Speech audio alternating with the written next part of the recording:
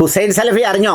യുദ്ധം തീർന്നപ്പോൾ തന്നെ, തീർന്നില്ല, ഒരു സമാധാനത്തിൻ്റെ പരിസരം ഉണ്ടായപ്പോൾ തന്നെ സൗദി അറേബ്യയുടെ വിദേശകാര്യമന്ത്രി ഇറാൻ വിദേശകാര്യമന്ത്രിയുമായി ഫോണിൽ സംസാരിച്ചു. അവരങ്ങോട്ടും ഇങ്ങോട്ടും സമാധാനത്തിന് വേണ്ടിയുള്ള താല്പര്യം പങ്കുവച്ചു.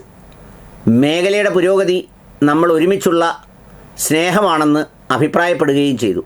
ഒന്ന്, അതിനു മുമ്പ് നടന്നൊരു സംഭവം ശ്രദ്ധിച്ചായിരുന്നോ? യുദ്ധം അന്ന് രാത്രി നമ്മുടെ ട്രംപ് 8 മണിക്ക് ബോംബിട്ട് സംസ്കൃതിയെ തന്നെ തുടച്ചു നീക്കും എന്ന് പറഞ്ഞപ്പോൾ സൗദിക്കും ബഹ്റൈനിലും ഇടയിലുള്ള പാലത്തിലെ യാത്ര സൗദി നിരോധിച്ചു. പെട്ടെന്ന് തന്നെ യാത്ര തടഞ്ഞു. ആളുകളെല്ലാം കുടുങ്ങി, വഴിയിലായി എന്നൊക്കെ പറഞ്ഞ് വാർത്ത വന്നു. സംഗതി എന്താ കാര്യം?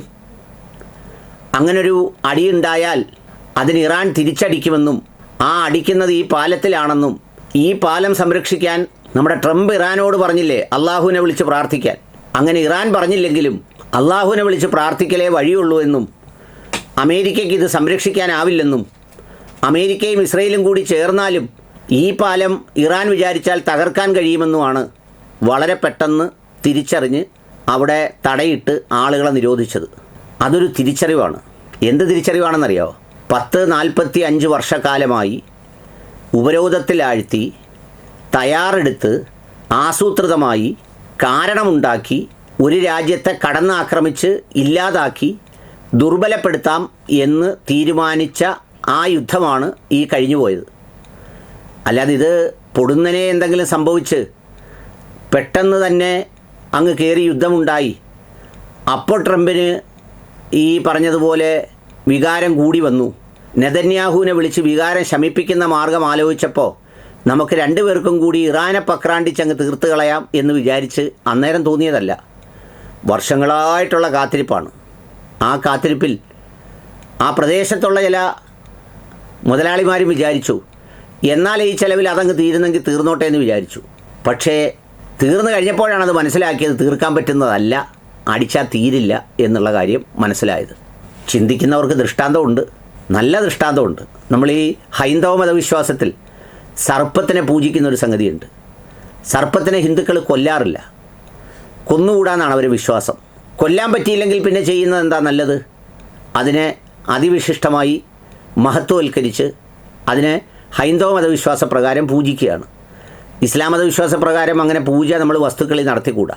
പക്ഷേ മനസ്സുകൊണ്ട് എല്ലാവരും പറഞ്ഞു, ശത്രുക്കളും നാശം ആഗ്രഹിച്ചിരുന്നവരും എല്ലാവരും പറഞ്ഞു യവന്മാരാൾ കൊള്ളാം, ഇറാൻ കൊള്ളാം എന്ന് പറഞ്ഞു.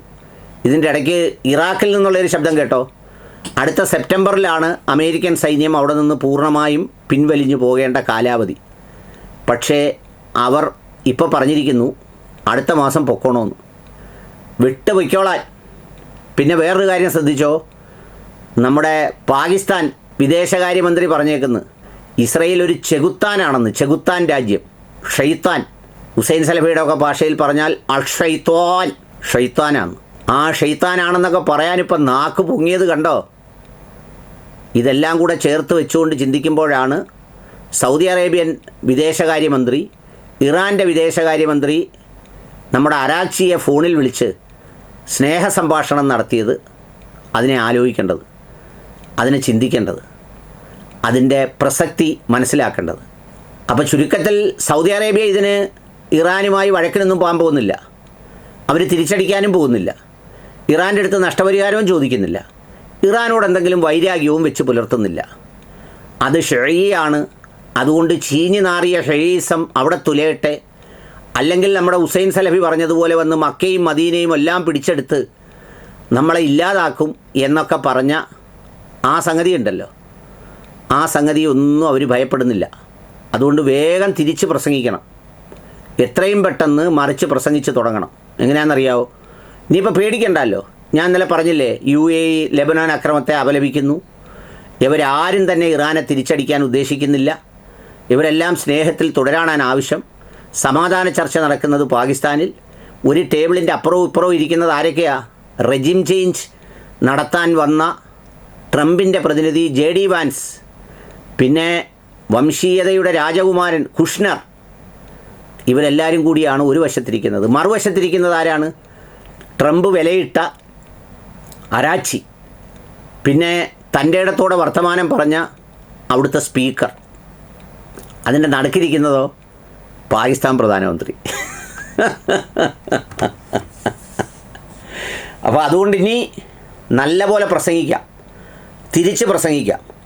ചിന്തിക്കുന്നവർക്ക് ദൃഷ്ടാന്തമുണ്ടെന്ന് പറയുന്നത് ഈ കേരളത്തിൽ വന്ന് മലയാളത്തിൽ പ്രസംഗിക്കുമ്പോൾ സുന്നിയെയും ബാക്കി മുജാഹിദുകാരെയും കുറ്റം പറയാൻ വേണ്ടി മാത്രം ഉപയോഗിക്കുന്നതാവരുത് എൻ്റെ ഹുസൈൻ സലഫി.